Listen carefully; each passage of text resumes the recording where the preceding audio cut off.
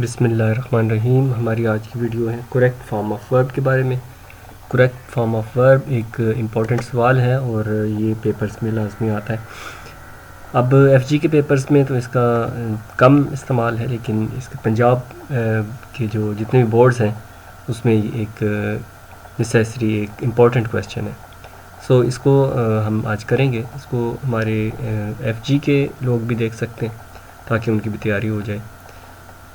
First one, she dash go to the market yesterday. अब यहाँ पे गो टू द मार्केट, यहाँ पे गो क्या होगा, शी जो है इसके साथ गो लगाएंगे, गोज़ लगाएंगे, क्या लगाएंगे। इसमें जो आखिर में देखें, इसमें येस्टरडे लिखा हुआ, येस्टरडे गुजरा हुआ कल, पास्ट की बात हो रही है। Then go will be change into past form, second form of verb, and it will become went. She went to the market yesterday.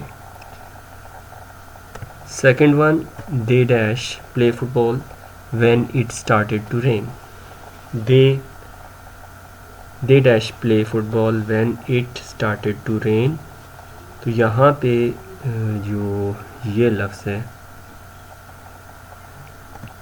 when, जब भी when आए, when में दो चीज़ें इस्तेमाल होती हैं। when के बाद जो है पास्ट इंडेफिनिट यूज़ होता है, when से पहले प्रेजेंट, when से पहले पास्ट कंटिन्यूस इस्तेमाल होता है। तो यहाँ पे इस्तेमाल होगा they were playing football when it started to rain. Number 3, if he dash study hard he will pass the exam. Study, यहाँ पे ये एक कंडीशनल सेंटेंस है ये, और ये कंडीशनल टाइप 1 है। टाइप 1 की निशानियों में से एक ये भी है, फर्स्ट इफ़ से स्टार्ट होता है। कंडीशनल की जो टोटल इकसाम 3 है, conditional type 1, conditional type 2, conditional type 3, और इसमें एक ज़ीरो कंडीशनल भी होता है। इसकी अलग से मैंने एक वीडियो बनाई हुई है, उसको आप देख सकते हैं। ये जो सेंटेंस है, this belong to conditional type 1। If he, conditional type 1 में वर्ब की फ़र्स्ट फॉर्म के साथ SEIS लगेगा अगर वो थर्ड पर्सन के साथ यूज़ होता है, थर्ड पर्सन ही शीट के साथ। तो यहाँ पे आएगा if he studies hard he will pass the exam. Next, number 4, the teacher dash teach us a new lesson tomorrow. यहाँ पे शुरू में yesterday आया था और इसमें tomorrow आया है, तो tomorrow के साथ will teach इस्तेमाल होगा। The teacher will teach us a new lesson tomorrow.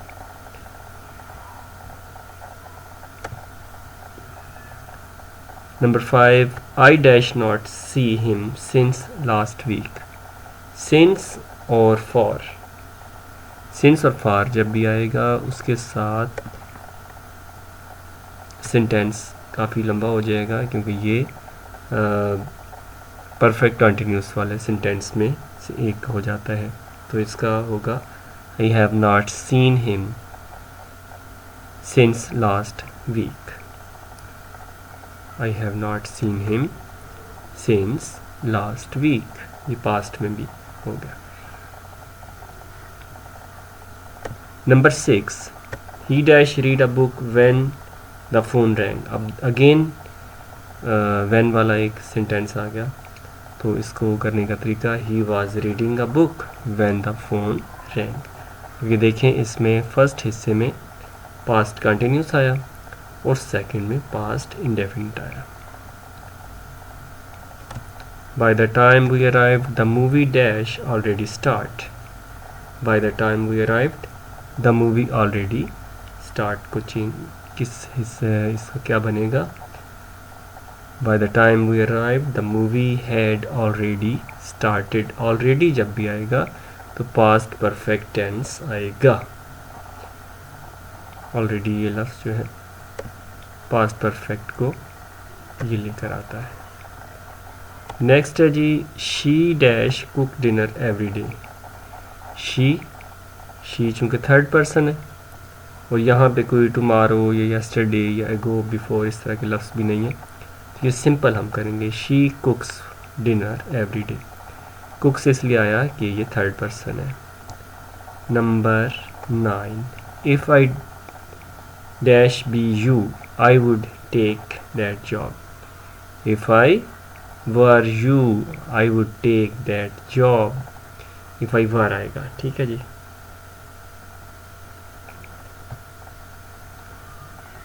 Number 10, they dash visit their grandparents next week. Next week आने वाले दिनों में वो जाएंगे तो विल विज़िट आएगा। नेक्स्ट है they dash leave for London tomorrow. Tomorrow आने वाला कल है तो will leave tomorrow. Number 12, she dash go to school 4 hours ago। 4 hours ago she went to school 4 hours ago। went ago का मतलब past tense यानी गुजरे हुए ज़माने की बात है। Number 13, we dash wait here for 3 days। 3 for, अब ये देखें for since और for जब भी इस्तेमाल होगा आपने विजिलेंट हो जाना है, इसलिए कि सिंस और फॉर के साथ हैव बीन का इस्तेमाल होगा और प्लस उसके साथ आईएनजी का इस्तेमाल भी होगा। लेकिन जहाँ पे सिंस के साथ लास्ट आया वहाँ पे मज़ीद विजिलेंट हो जाना है आपने, क्योंकि उसमें टेंस थोड़ा सा चेंज होगा। चूँकि यहाँ पे सिंपल फॉर है तो हैव बीन वेटिंग, यहाँ पे आपने हैव बीन वेटिंग लगाना है। Number 14, You dash read a story book when the bell rang। When again when आया, you यहाँ पे बेहतर ये है कि were।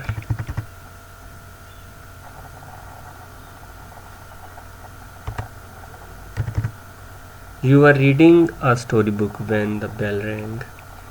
तो यहाँ पे मैंने पिछले सेंटेंस में बताया था कि पास्ट कंटिन्यूस व्हेन से पहले आता है और व्हेन के बाद पास्ट इंडेफिनिट आता है। ये चीज़ आप कापीज़ पर लिख लिया करें ताकि आपके जहन में से स्किप ना हो जाए।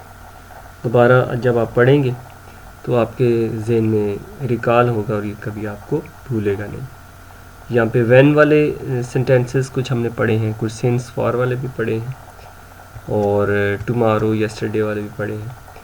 The boy dash cry now. Now जब भी सेंटेंस के लास्ट में आता है तो वो प्रेजेंट कंटिन्यूस को शो करता है।